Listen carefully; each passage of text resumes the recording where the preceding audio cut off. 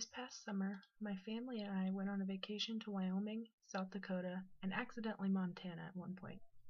But one of the big things that we did when we were in Wyoming was go to Yellowstone National Park.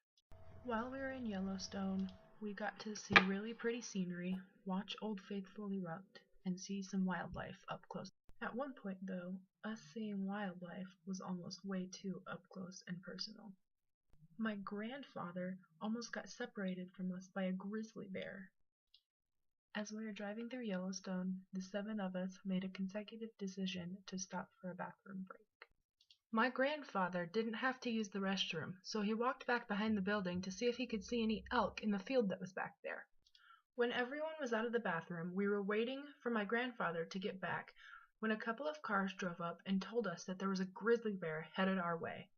Right away, we all started yelling for my grandfather, trying to tell him that there was a bear on the way towards us, so he would get back in the van with us. We started to hear the rustling of the bear to the right of us, and we were all frantic. My grandmother basically leaped into the van, which was a miracle because any other time she would get in the van, it took her almost a full 2 minutes. A few seconds later, my grandfather walked up to the van, wondering why everyone was yelling for him.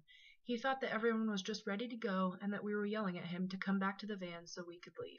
We all piled in the van just in time for the bear to walk 30 feet in front of us.